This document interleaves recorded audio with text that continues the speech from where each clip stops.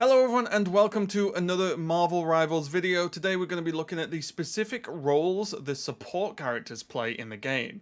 You might think that's a bit weird, they play the role of support, which is true, but they do play them differently. So we're going to go through each character and roughly the approach you should be taking with these characters to try and get the most out of them. We are going to start with, as you can see, everyone's favourite baby land shark, which is Jeff. Jeff, newer character to the roster, of course. We've only had him for a few days, but I do think he has his own niche. His drawbacks, just to start off with, are that he is extremely squishy.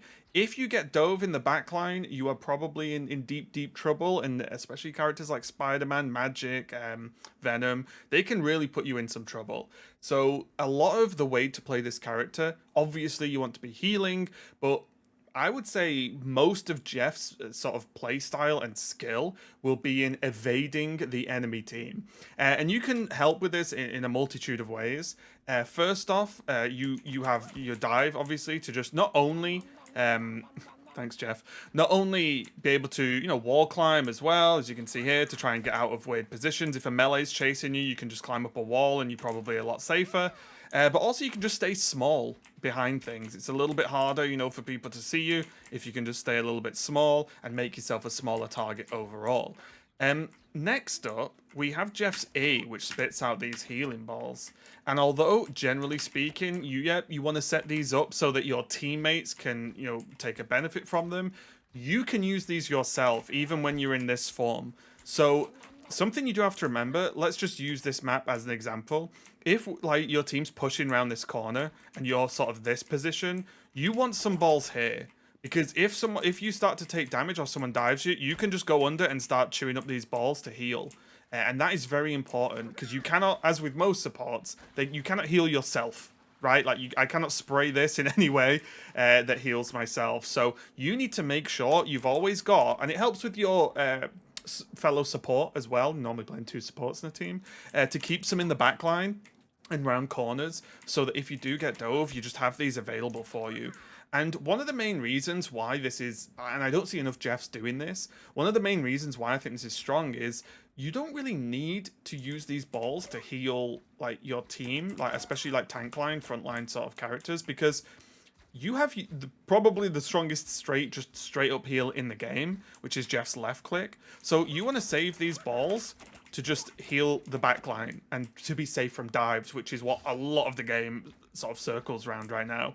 And the reason for that is just look at the range and power of this heal. Look how fast this heals up. And look, I've still not reloaded yet. That's how much healing you can do without reloading. There's also something to bear in mind as well. If we just move over here, if you look how far away, and this is again to do with the evasion of this character, you really need to hide, be a hard target to try and get to. And normally you do want to be obviously close to some sort of DPS so they can guard the backline. However, if you... oh, that's bad timing because they've died. If you look, the range on this heal is absurd, right? Like, you can see these bots, these are very far away. You just heal them. And look at... it's just fine. Obviously, these aren't taking mega damage from these bots, but still, like, the range is absurd. Look how far away I am. I could be all the way over here and still heal this. Like, and look how far away this is for a character to travel to try and get to you. Obviously, there are some characters that can fly and so on to make it a bit easier, but generally speaking, this is very strong. Finally, as I'm not going to make each character, a 20-minute long discussion. But finally, of course, there is the ultimate. This is hard to use because you've got to sort of put yourself in the mix. But you can also, I know everyone's doing the memes with, like, you spit out enemies off the map, but a lot of this you can do to save your teammates as well, like spit them, pull them out of a dodgy situation, or once teams get a little bit more a bit of cohesion going on, you can gobble up some of your teammates, go in this mode, you're doing this, and then you can, like, spit them out into the team fight, because you can spit them pretty far, so you can make characters that don't normally be able to get into the backline be able to just shoot them over there. That's a small thing, but yeah, with Jeff, you definitely want to be evasive. Your heal is so strong, you don't need to be in a position doing this all the time, because you can be hidden and, like, stay around these bubbles, and then when you need the heals, you sort of pop out and throw big heals on there. to be able to just really boost up. Mainly the tanks, you are pretty much obviously a sort of one character healer at this point. So yeah, that is something really to focus on. So with Jeff, you want to be evasive, you want to sell those healing bubbles around the back line, and stay as protected as possible. Next up, we have Mantis, a healer or support, I guess, that I have been really enjoying recently. I think she has gone up in my estimations the more I've played her and the more I've got used to her. And that revolves around a couple of things. One of the big things with Mantis you need to be able to do, and it works much better when you may be queuing with 2-3 friends or something, is that because the game is so focused around backline diving and characters jumping onto those supports to try and kill them quickly and then win the team fight off that, this ability, your shift ability, which is Spore Slumber, you should never, ever press this unless someone has dove on the backline. If you're in the backline here and someone dives on you, say this Luna is a Venom, they dive, you want to instantly be able to just throw this out, put them to sleep, and then reposition. Get in a better spot and get closer to your DPS or tank so they can protect you and do that. So this is key. Never ever press this ability unless you are being dove by Spider-Man, Venom, Magic, like Black Panther, whoever. If someone's all over you, you need this to be able to throw it out. There is, I guess, one caveat, depending on how good you are with aiming this. This can stop some ults. So certain ults like, I think like Star-Lord's, although you're probably dead before that happens. Scarlet Witch is probably one of the big ones. If Scarlet Witch is charging up and you can throw this out, it's really powerful because it should put her to sleep. You do have to aim it because it's a bit of a curve. It's not just a sort of hit scan ability. But that is tip 1 I found with Mantis. You have to save this shift for a clutch moment. Don't just be, because I see a lot of people, and this is the same with everyone using ults as well. People are just like, fight. It's off cooldown, I'll press it. Fight, off cooldown, I'll press it. And that doesn't really get you anywhere, because once you've pressed it, I will guarantee a Venom's about to splat you in the back line. So always hold that as long as possible until you absolutely need it. The other thing I have learned about Mantis that has made just me playing her be stronger is I focused a lot on do I have oh wait, do I need to resummon these friendlies? I guess I can. Wait, where are they? Oh wait, I need to go on support training, that's why. Hang on 1 second. One thing I've really appreciated is even though with Mantis it's very tempting to be like heal, spam heal on everyone, you are putting a heal over time on them when you use this up, your right click. But I have found that actually giving some tanks, but mainly some of your key DPS, this damage buff, especially early on, is very powerful indeed. Like, this damage buff helps a lot. As you've probably noticed, damage buffs in this game in general just help that time to kill a lot more for your DPS, especially if they're like about to pop an ult or something. The main ones for this really, characters like Punisher, who can put out good sustain. Also, it can help like a Spider-Man, because they can dive and just get those kills that little bit quicker, that little bit easier. So, oh, I'm getting shot. So that's the second thing. I really recommend, if you have been playing Mantis and sort of been just focusing on those heals, getting your charges back with headshots and focusing on more heals, just try weaving in a couple of damage boosts now and again, especially if you have a DPS that's popping off, if they're like doing really well, give them a damage boost and all it will do is make them pop off even harder. So that is the main one. Of course, the key thing again about ultimates, Mantis, and we'll get to Luna in a minute. Mantis has an ultimate, which is basically what I would call an oh shit button, which is if the opponent's team has jumped on you, if you're defending a point or pushing a point, any big team fight moments, you want to press this, and basically you just make everyone massively tanky. And basically when you're doing this, your team, unless something crazy happens, should not die, basically. It's very similar to Luna's, although Luna's is a bit stronger. So this is very strong. You, again, only want to pop this when either you are the team's being jumped on in a big team fight, or if you're making like a big push on whether it's the convoy or whether it's a point, you need to use this and hit as many people as possible so you'll be able to give them the support they need to actually win these big team fights, because as you probably noticed, winning team fights is winning the game. So yeah, I recommend trying Mantis. The more I've played her recently, the more I've enjoyed her. It's also fun to just play a character that naturally moves this fast, which is pretty nice when you're on that high health. So yeah, make sure you give Mantis a try and give your DPS and sometimes your tanks some nice damage buffs. You will notice the difference, I promise you, especially in those assists. Next up, we have arguably the best support in the game, or at least the best all-rounder support in the game. If you have someone playing Luna on your team, you're probably going to do at least okay. And Luna's strong because of a few things. One, her heal is just incredibly strong. You do need to be able to aim, of course, a little bit, but she not only heals well, but she does good damage. So even if you're not quite hitting those heals, you can probably deal some solid damage with sort of like support damage as well. So she is very, very strong indeed. Also, she does get this buff, which is very nice. Generally speaking, I'd put this sort of buff on a tank, especially a Venom, just to give them that extra bit. Like, Venom is already incredibly tanky, so I like to put this buff on a Venom to make them just even more tanky, right? You give them those extra heals when you heal someone else, right? As you can see them going up. Like, that is so much extra healing for them. The other option, honestly, is to put this buff on either... It depends what's going on. If you're getting dove a lot in whatever game, if your opponent's playing, like, you know, Spider-Man, Black Panther, Spider-Man, Venom, you could put this on the other healer as well, the other support, to help them out. So you can give them sort of passive healing as well. So you can focus on healing the tanks and the DPS. Or you could put this on those characters that found themselves out in no man's land. So Spider-Man, if you have a Spider-Man, it's good to help them out a little bit. And then other than that, mainly flying characters. So you don't always have to... We've all seen it, right? People who play Iron Man and Storm, I am one of those. Sometimes they get carried away and don't realize you're not playing a support like this, looking up in the sky all the time, and they don't fly low to get heals. So putting it on a flying support can be useful so that you can just, again, just help them out a little bit when you can't see them. Just give them a little bit more extra healing that's going on. That's really nice. And again, if you've just seen me talk about Mantis, the rule applies the same.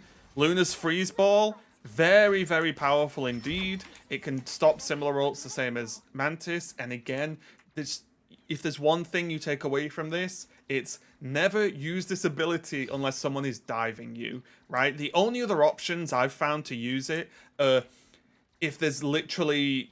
like, you push in the convoy or there's someone on a point on the enemy team, like just one person, and you really want to guarantee that kill, then you can, like, add your freeze to the mix, right? If this is just one person on the point and they're the only one stopping you from taking it, throw the freeze out if you've got it to help get the kill for the team. But that's a rarer occasion. Normally, that freeze needs to be kept for backline defense so that you can defend yourself. On top of that, of course, we all know Luna's super powerful. And again, similar to Mantis, if your team is in trouble, if you hear the cursed words from, like, Iron Man, a Storm, any big ults, even a Magneto, arguably, you press this button and no one will die. Yes, there are situations sometimes when you can get killed, but generally speaking, you just press this, stay in the team fight, and try and get everyone healed as much as possible for a big push or a big defend. So pretty straightforward with Luna. I think Luna's probably one of the most played supports, so the easiest to sort of break down because it's just absolutely spam heals into your teammates. Keep that freeze for defense, and yeah, make sure everyone is just healed up nice and straightforward. Okay, next up we have one of the newer supports to the roster, Adam Warlock. I do like this character a lot, even though a lot of people struggle to play him well, or, you know, maybe complain about players who lock him in. Adam Warlock is very powerful, but as powerful as he is, he has his drawbacks as well. The biggest problem you will have with Adam Warlock is this is all he can do.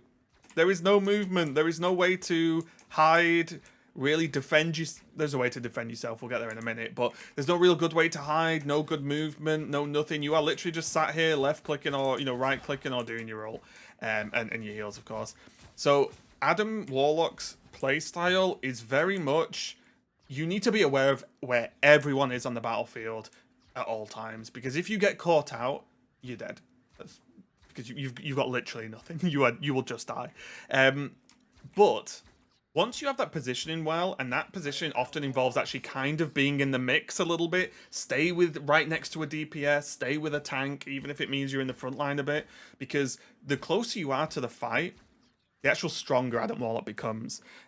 Mainly because of the way his heals work. He only has 2 charges of his heal, but it is a chain heal. It is very, very strong. I'll let these bots get a little bit low, but basically this chains, does it say how many times? It doesn't actually say how many it can chain up to, so I'm not 100% sure, apologies. But it does heal a lot for an instant cast, and it chains. So in those team fights, you press one button, you only have to like roughly aim at a friend as well. It's not like Luna where you have to hit your shots. You just roughly aim and you just press E, and then it's a huge heal to the whole team. Very, very strong. The only thing I'd say with this is, with Adam Warlock, you generally want a consistent healer to be with you. So like a Rocket spamming out the gun, a Luna obviously spamming left click. Mantis is a little bit worse because Mantis does have a limitation on how much she can heal. Loki is okay, but we'll get to Loki a little bit later. So yeah, you do have to be careful, and Adam Warlock basically is, you have to roll the dice. You have to be a little bit of a gambling person, because you have to say, I'm not like, so if these go to full health, like, you don't heal when this much health has happened. You need to wait till that health has gone down a bit and then catch the heal, because then you're getting the most out of it, because you cannot spam this heal. Next up, probably his best move, in my opinion, is his shift ability, which is Soulbind. You want to hit as many friendlies as possible for this, because this is, again, your shit button. When you get dove, or when there's a big team fight, if you press this, effectively no one will die for at least a few seconds, right? And look, these just they're actually healing. All the damage is shared between your characters that are chained and soul linked. So this is really, really strong because the damage is shared. Everyone takes a tiny bit of damage, whereas no one gets nuked, basically. However, and again, when I was talking about you need to be in the fight, this has like a range. I'm not sure what the range is, but you need to sort of be close to people to be able to actually link them up. So the more like grouped your team is, the better it is for Adam Warlock. So Adam Warlock works really well if you're running like double tank, or even if there's just like 2 tanks, you know, like a Magic as well. Anyone, even Star-Lord actually. Anyone who's going to be sort of in the mix. Scarlet Witch is another one, because you press this and like all these are linked, and now no one will die in a team fight while this is live. And then even if there's a lot of damage coming out, you can just do this and heal up. So it's very, very strong. Adam Warlock's res. Alright, do I need to run over here to get some percentage? Maybe I can just hit. There we go. Adam Warlock's res is good, and it's important to remember, one, you are very vulnerable while you're doing it, because it takes about 10 minutes to cast, but also, it sticks around for a bit. Like, this actually just sticks around for a little bit. So you don't have to do it exactly when everyone's dead, or when a lot of people are dead. You can, like, catch it. Look, see, that's just res those two. The important thing to remember, as you just saw, when you res, one, it needs to be not in the middle of a team fight. I've seen many Adam Warlocks just res in the middle of a team fight, because they come back on extremely low health. So if you res, you need to basically be here, ready and waiting. As soon as your teammates res, you need to press this, or link them.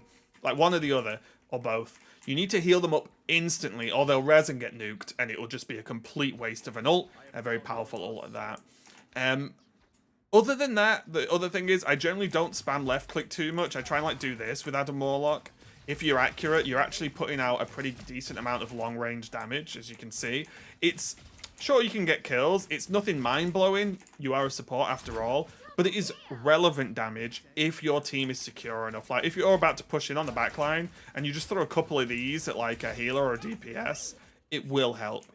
Drawbacks, as I mentioned, if you get dove as Adam Warlock and you don't have like this prepared or some heals, or you are not mixed in with your DPS and tanks, you're gonna get got. Like that's it. You've got this is all you've got. Jumping skills and hoping you can press heal twice and hope that's enough, because you're dead otherwise. So yeah, Adam Warlock, no real movement, pretty vulnerable by himself, but this is a support where you want to be in the mix itself. You don't want to be all the way back here healing from a distance. You want to be right in there with the rest of your team. Okay, and next up we have Rocket Raccoon, my most played support in the first beta, and still I think a very, very solid pick that has some unique utility. A couple of things with Rocket is he is the complete opposite of Adam Warlock in terms of his movement abilities. I love playing him because he can move. One easy one, of course, don't sleep on this wall crawling.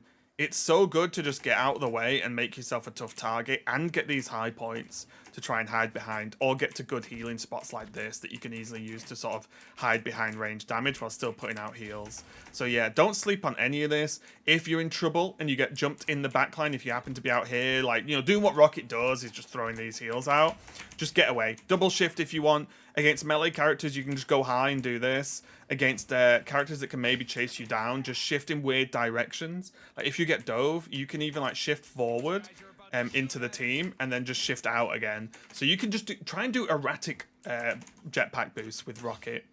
And that makes him really, really strong. He's small anyway, so he's hard to hit from range. You want to keep moving, because again, your heals can be used whenever. Keep moving, and keep shifting around and be hard to hit.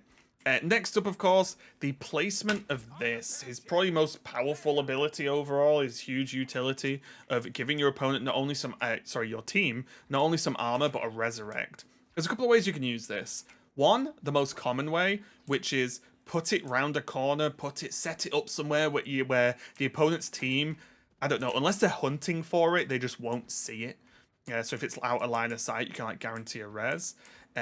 Which is very, very powerful indeed. You do have to be wary as well of like, you can't just put it back, because there are a lot of characters, I've talked about this a lot with Dive, you know, Venom, Spider-Man, whoever, Flyers even, they will see it if it's just far back, right? You want it round a corner, in a little room off to the side, somewhere safe, but within range, because it does have a range.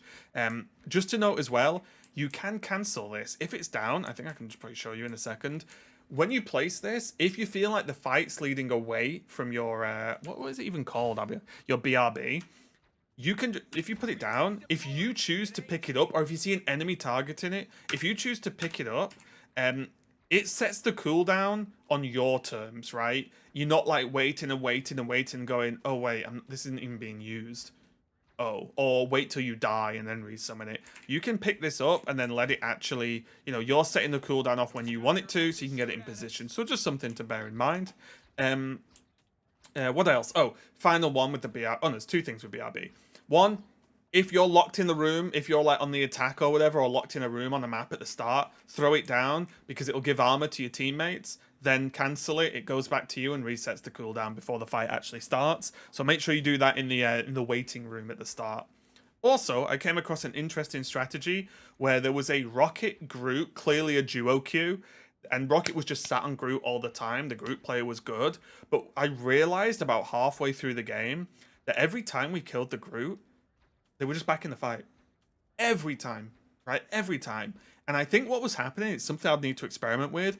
Rocket and Groot were pre-made, and I think instead of this just being down, or, you know, like on cooldown, which most Rockets do, which is, you know, rightly so, I think the Rocket was basically waiting for the Groot to say, oh, I'm about to die, and then Rocket would throw it down, and because it reses the next person who dies, it would just throw it down as he died, and then it would bring him back instantly. And that is something I have not experimented with, because I've not really paired with a Groot or anything, because I don't really play Groot.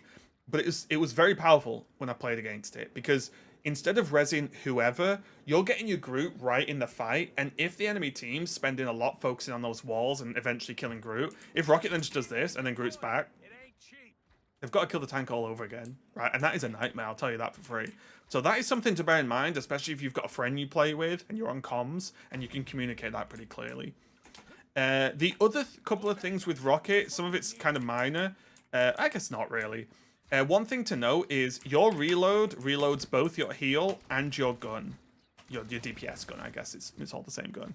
So if you want to fully try and like min-max Rocket, a lot of the time you want to be like shooting to a low clip, and then you know, whilst trying to use your heals, and then what happens is you reload and you've actually reloaded the whole clip again, and you've still got all your heals.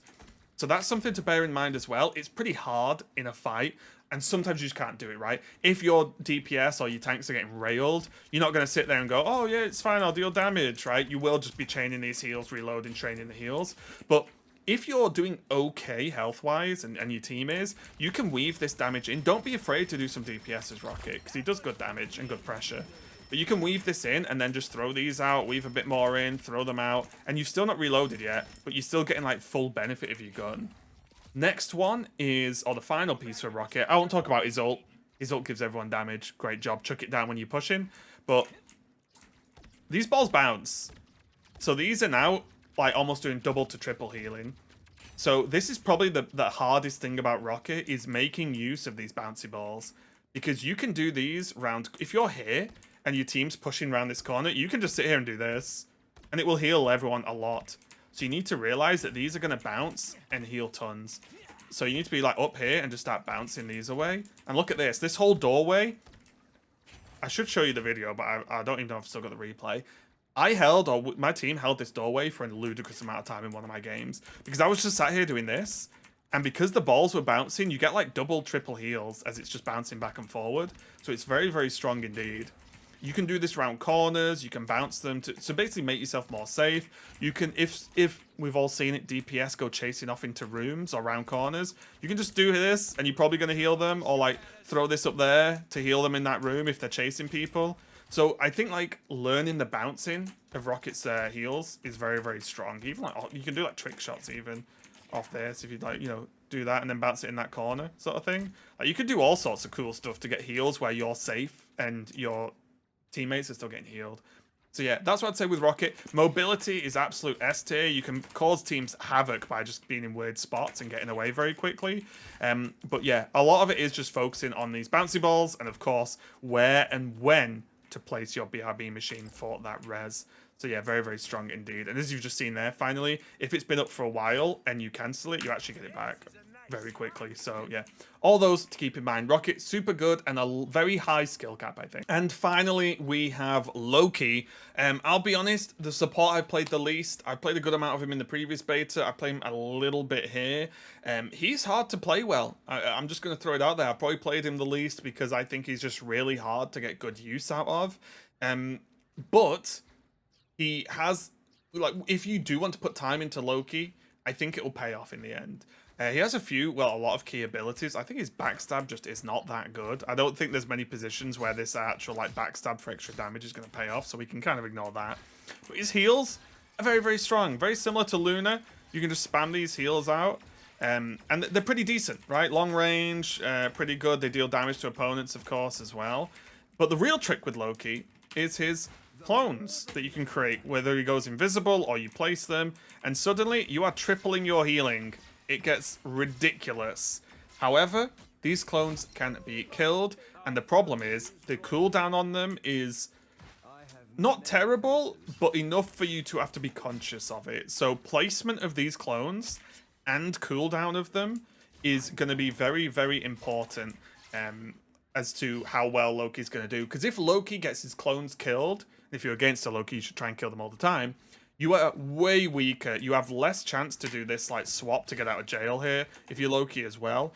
And you just have less healing overall. So this very much relies on your ability to keep your clones up, keep your opponent guessing so they can't gank you as hard, whilst providing good healing. So that's already a lot of things to manage. The other thing with Loki really is, well, I guess there's a couple more things, and this all adds on to it. Clone placement is tough because you want a clone in the backline for you, but you also wouldn't mind a clone in the mix, because when you press your shift, you basically become unkillable, and so does everyone else in here. This is very, very powerful indeed. However, if you're against a good enemy team, they can shoot the crystals at the top, which I did not know for the longest time in the previous beta. If you shoot the crystals above the Loki AoE heal, you can like 2-tap the clones. Like they don't heal or anything as much, so that's very important to know. So that's really, really key, is just clone placement. And then finally, the big thing and why I would choose Loki in a team, it's based on who you're with, who are your teammates. If you have someone playing, say, Storm, or what are some other good ones? I mean, Groot to an extent. Luna is a good teammate with her ultimate. Iron Man's okay as well. But the key thing with Loki is finding these big ults to use. Will this even work? Yeah. You can, of course, do it to your opponent's characters as well. But ult timing is tough, because if you ult Luna, that's fine, right? You are still providing your role as Loki, right? You do this, you get some heals, freeze something, pop this, heal everyone. Fantastic. However, if you use your ult on a DPS, you are that DPS, which means your team is one support down. There is just half of the healing coming out from you, which is a big problem. So you really need to pick your timing with your ultimate and what that ultimate is. Now, if, for example, it's a Storm ultimate, which is a good team up, then you do Storm's ult, and you should clear the enemy team out, so your lack of heals won't be as bad, because your team can't take damage if your opponent's dead, right? It's a pretty good strategy. So that is something to bear in mind and something to really focus on. But this, I'll be honest, this is just a hard character to play. I've seen some Lokis that are amazing. I've seen some that are a bit poo-poo pants, I'll be honest. So this is definitely a character for, you know, the cerebral players, I guess, that are just like, okay, if I put this clone over here, put that over there, my opponents can't see it, I'll heal for 1,000,000. And then there's also weird tricks where you can like do this and then not really move, they kill this, and so on and so on. You can also stand completely still and just do this and pretend to be a clone. That works against like bad players, let's say. However, again, when I play and I see a Loki on the opponent's team, I am killing every single clone I can find constantly because it reduces the power so much. So yeah, Loki definitely a tricky one to play, but maybe will pay off a lot if you give the time to learning him in depth. But yeah, that's all the supports. That's the play styles I think you should really aim for and how to just approach them. Yeah, let me know if you like the video. Let me know if you've got any tips for any of these supports specifically. I'm probably going to try and get the DPS and tank ones done as well before the beta ends. Thanks all for watching, everyone. I appreciate it. Have a great time.